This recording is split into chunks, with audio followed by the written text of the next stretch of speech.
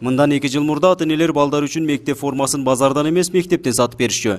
Кийим тигүүчү ишкана менен билим берүү мекемесинин ортосундагы келишимге ылайык көрсөтүлгөн өлчөмдөгү сумманы жыйнап, буйртма даяр болгондон соң гана окуучуларга бир түрдөгү кийим берилген. Бирок ал мектеп формасынын сапаты, өңүтүсү окуучуга жагабы жакпайбы эске алынган эмес. Милдеттүү форма дегенде ал балага жагабы, ата-энеге жагабы, сапаты жакшыбы, размери чак келеби, ушундай проблемалар бар болчу да. Анткени сен барып кайра алмаштырып ала бергенде ал жерде выбор жок. Азыр базарда болсо өзүңө ыңгайлуу, баасы бир аз жогору болушу мүмкүн, бирок өзүңө чөнтөгүңө да ылайыктуу, балага да жаккандай каалаган форманы тандап аласың, бул жакшы. Деген менен бул окуу жылында да окуучулар каалагандай түстөгү ар түрдүү мектеп формаларын кийүүгө чектөө коюлган. Министрликтин сунушу менен ар бир мектеп өзүнчө бирдей түстөгү кийимди тандап алуусу керек.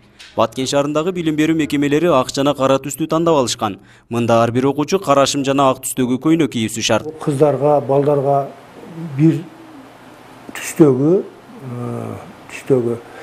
анан айрым немелер боюнча, фасондор боюнча айрым көрсөтмөлөр бар.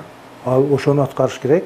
Анан ушу мектеп жамааты менен ата-энелердин кеңешинин ортосундагы чечим менен алар бир формага өтүшөт. Балдар үчүн шым, кара шым, ак көйнөк, кыздар үчүн кара юбка, ак кофта кийиниши кабыл алынган да.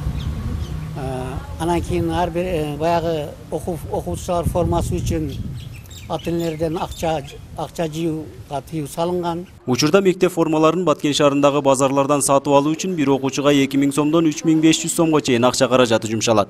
Сапаты жагынан чет өлкөдөн чыккан кийимдерге караганда ата мекендик өндүрүштөгү мектеп формалары алдыда дешет сатуучулар. Окуучуларга, балдарга кийим кылып атат. Мен ушуларга маслихат берет элем. Өзүбүздүн эле Бишкектин көйнөктөрүнөн алса деп балдар кыздарына. Себеби Бишкектин көйнөктөрү аябай жакшы. А биздин ата-энелер болсо ошо Кытайдын көйнөктөрүн, Туркиянын көйнөктөрүн алып атат. Аларга караганда Бишкектин көйнөктөрү сапаттуураак. Мектеп кийимдери. Буга чейин милдеттендирилген бирдиктүү форма баасы жагынан арзан болгону менен сапаты төмөн болуп, ата-энелер балдарына кайрадан окуу кийимин сатып беришкенин да айтышууда. Базарда окуу кийими кымбат болсо да, сапаты жагынан 1 жылдык окуу мезгилине жетет дешет. Нургазы Жайнаков, 7 канал, Баткен өкүлчүлүгү.